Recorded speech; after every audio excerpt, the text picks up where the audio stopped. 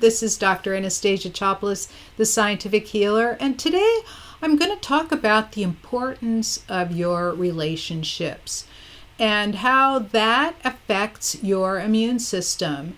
And it turns out that it is really enormous. It is actually a lot greater than I even thought it would be.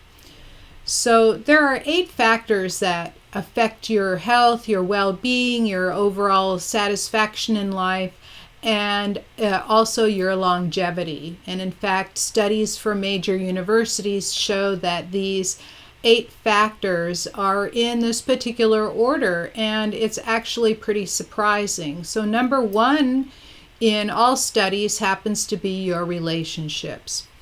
And then 2 through 8 in this particular order are your career, because you spend so much time doing it, creative expressions that you can express you, your spirituality, your financial health, your sexual health, your mental and emotional health, and your physical health. Those are the 8 factors, right? So, they're all important. It's not like you can just leave one off.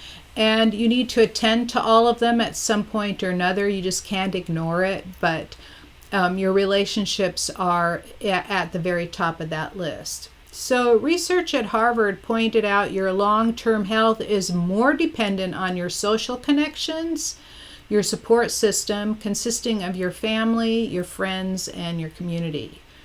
When they're beneficial to you, in other words, you feel satisfied and happy with them and well connected, they can be more important than adequate sleep, good nutrition, and not smoking. And that is really huge. This is coming directly from Harvard Medical School. And that's one of the top medical schools in the country. And then conversely, okay, so you say, well, what if I don't have a lot of good social connections or good support system? And the lack of these social ties tends to lead to depression, cognitive decline, early cognitive decline, and a premature death, right? So one study examined data for more than 300,000 people and found that the lack of strong relationships increased the risk of premature death from all causes by 50%. That is a huge effect on mortality, and that is similar to smoking 15 cigarettes a day and greater than obesity and physical activity. So, you can imagine that's why social support groups, 12-step groups or any kind of other groups or groups that have hobbies, like you can go to a rock hounding club, or you can go to a dancing group, whatever. People need to connect with people, and this is one way to do it. Or let's say you belong to a strong church community. My parents have been in the same church community for 60 years, for example. So you can imagine that this kind of support, I've been in that same church and I've watched people grow and grow and grow. We started out as little kids together and now we're all grandparents, right? So you're in this same group and you feel connected to them, and it's super duper important. And the scientists and the researchers are trying to guess, what is the real reason that this happens? And they're thinking that it has to do with the level of stress hormones that you're releasing. But that's not necessarily the case, but all, additional stress hormones, noradrenaline, adrenaline, and cortisol, as those elevate, a lot of things start breaking down in the body, because when you are in that sympathetic state, when your adrenals are firing, your body is breaking down. There's no chance for it to get to healing, right? When you're in the parasympathetic system or state, that means your adrenals are quiet and your body is able to repair itself, like when you have a restful sleep. And not all relationships are healthy. Some are unhealthy, and we'll get to how to help those in a moment. I'll be talking about, what to do. And there is one study that looked at first year marriages, right? So first year marriages, you think, oh, these people just got together, they're like super happy together, but you still have those beginning growing pains arguments. So the interesting thing they did with these newlyweds was they examined the stress levels felt by each partner right after an argument. And so in this study of newlyweds, the ones that felt the most stress after those arguments were the ones that tended to be divorced, sometime between then, after the first year, and 10 years. And that is what you would call an unsuccessful relationship, right? So, and these correlated with those greater stress hormones. They had lower immune systems. And the ones with the fewer stress hormones in those first year arguments, they had better immune systems. So then we looked at studying UCLA, so this was all at Harvard. UCLA looked at studying your genetic code, right? What was going on in your genes. So that this new field of science coming up over the last 10, 20 years is called epigenetics. And what they notice is that in your genetic code, there is a way to turn on and off a gene. It's called methylation. The thing that they noticed is that people in beneficial relationships had a positive alteration of their genetic code. In other words, their DNA genes, that the part of your genes that turned on diseases, right? It turned on diseases,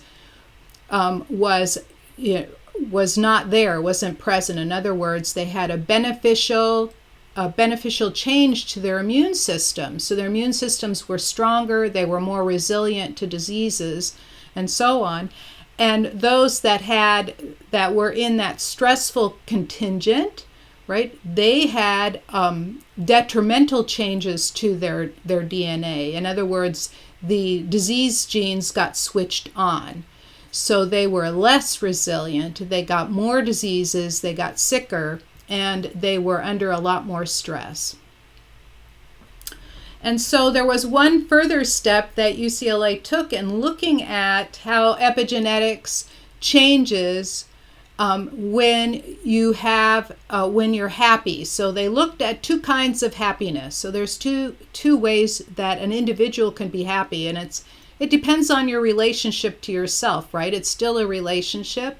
So there's two ways you can be happy. One is that you seek pleasure and you avoid pain. So that's like, going and eating some ice cream, or, taking yourself to the fair or out to dinner. You're going for pleasure and avoiding pain, right? And then there's the other kind where you do someone a favor, right? And you don't ask for anything back, or you're helping someone, or you're doing a good job at whatever it is that you do, whether you're a janitor or a teacher or run a company. If you do a good job of that and you're helping other people by giving them a place to work, then it's beneficial to you. And it can also drive your happiness level up. But the interesting thing is both people felt happy, right? Whether you were going for that ice cream or that chocolate, like my grandson loves his chocolate, and you just say the word chocolate and his whole face lights up, right? He's extremely happy about the chocolate. And but that is seeking pleasure, right? But there's no deeper purpose to it. But once you have a deeper purpose to something, there's something in your body that changes. And so they saw that what they called the hedonistic, meaning just seeking pleasure for pleasure's sake, all the empty kind of pleasure did not improve your genes, even though you're happy. So it's not just the happiness, it's the quality of the happiness. And so you just can't be happy and hope for the best, but there has to be some meaning behind the happy. And I think there's something about your subconscious that understands the difference in energy, and it changes. It's as if just seeking pleasure and avoiding pain isn't enough to expand your life, to extend your life, because you don't have any purpose. And somewhere in your subconscious it says, well, if you're not going to do anything useful, you may as well not be here. And that's something that's internal, built to all of us, because that's your relationship to yourself, right? What you choose in life. And that truly and totally surprised me. That took me out like it knocked me right off my chair when I read it. Now I'm going to switch gears and talk about, okay, what do you do about those relationships in your life that aren't working? And I'm talking about other people now.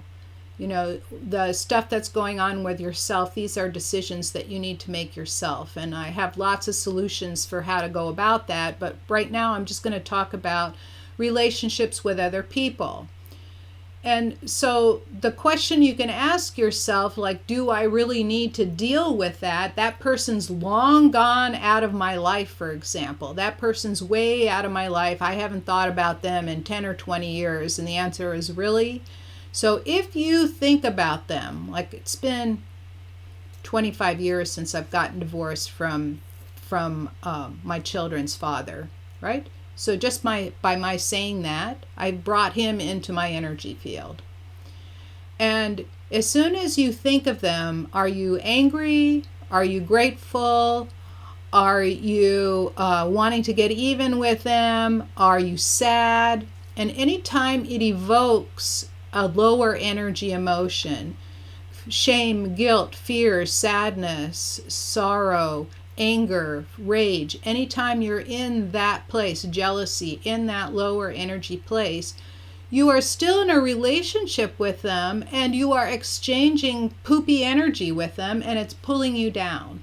And those are relationships that need attending to. And what you're doing is you're carrying around a big bag of stinking laundry around, and you're lugging it around. It's your old baggage. And it's easier to just let that old baggage go. And you know that you're over it is if you're grateful, thankful, or forgiving that other person. That means you've let them go in some way, right? And then what if you have someone in your life right now?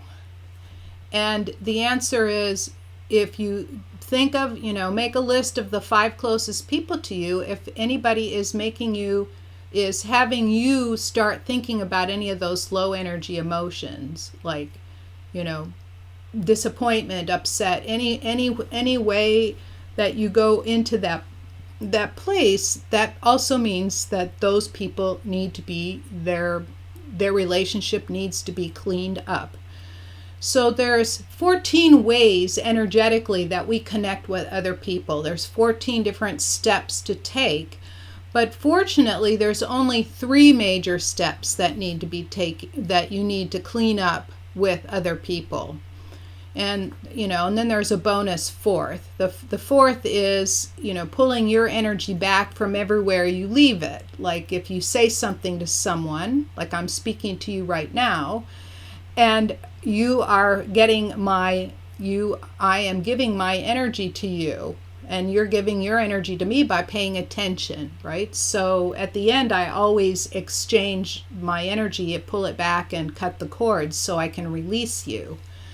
But so the 3 steps that I take is I look at, and we talked a little bit about this last time, near field and distant interactions with people. So in this case, it's the distance interaction. It is called a cord. So we form lines of energy between us and another person and exchange energy. And the quality of those cords and what you exchange is kind of important, right? So we form cords with all our significant people. And mostly it's through the heart, right? If it's heart to heart, it's a very healthy energy exchange. And then the second way we connect, significant way we connect, is that we form behavioral rules right when we meet somebody. you make an almost instantaneous decision. Like, oh, that's somebody I'd like to date. No, I don't. No, not my type. Oh, that's somebody I'd like to be friends with. And if it's a relative, you already know the rules, how you're going to behave with them, right? So I call those contracts and agreements. And a lot of times we form them too quickly and then they become obsolete and you want to switch them. And there's a very quick and easy energetic process for doing that. And then the last thing is what I would call karma. It is not really karma. It's not like the thing that comes back and bites you in the rear end because you did something bad to somebody and now you're going to get it back. No, it's not retribution karma. It is just simply what you've agreed to do before you've met that person, the thing that you've agreed to carry out. And so what we do is we clear up all of those old behavioral patterns so you stop having this compulsion to do it over and over again.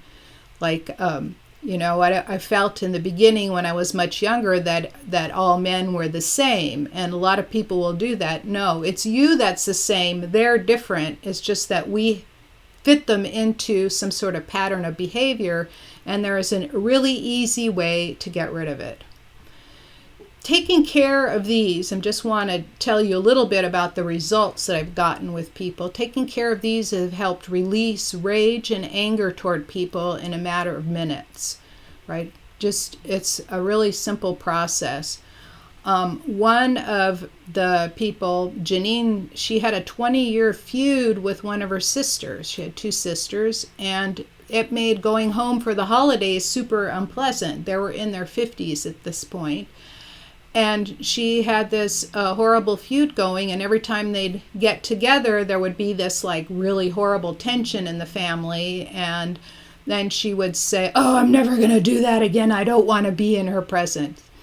So she went through this process, and yes, I have a free process. It's a little mini course, and the link is there in the Facebook window. It's scientifichealer.com/relationship, and it will take you right to the free course that you can sign up and go through.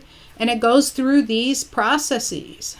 Then to finish the story, is she did this little mini course, and to finish the story is she went home the following Christmas, and she said her sister was totally pleasant. They had the best time ever. Her sister couldn't figure out how she had changed, and of course Janine had no idea that it was her that did the changing. So I get this question a lot. If I change, doesn't the other person have to participate? And the answer is no, they don't have to know about it. Because that you have an energy exchange going on all the time. If you clean up your side of the street, then theirs has to clean up. They can't do anything about it. They have no choice in the matter. If you decide to cut a cord, it falls away. They can't unless you invite them back in. They can't record to you unless you allow it, right? So I have many, many more case studies, but the important thing is that this process is highly, highly effective. I'm offering it to you for free. It's 5 lessons. It's a 5-step process, and there's little homework assignments to help you go through it. And their lessons are about 10 to 15 minutes each. And I hope you enjoy it. It's at scientifichealer.com/relationship, and it helps clean up your relationship space. You can run through it one person at a time. I suggest one person at a time, lessons 3 through 5, because lessons 1 and 2, you've done all the homework, and then lessons 3 through 5 is the actual clearing process. And then the other question you might be asking is, how can that work? By listening to a recording. When I do a process, and it's being recorded, the energy of my voice gets the process going because it is in the carrier waves to the microphone, and then the microphone picks it up. And I discovered that about 7-8 years ago when I recorded a healing that I did via telephone. I recorded it and I listened back to it to edit it. And it was a healing lesson, and I could feel my energy moving, and I'm going, wow, what's going on? Oh yeah, I was doing that. Oh yeah, I was doing that. So then I started experimenting and sending lessons to sensitive people, and they also noticed a change. So I hope you enjoy it. Thank you so much for listening. I appreciate you being here. If this was helpful to you, please give it a thumbs up or a 5-star rating. Share it with your friends, and be sure to subscribe to my channel. I will see you same time again next time, same place. Thank you, thank you, thank you.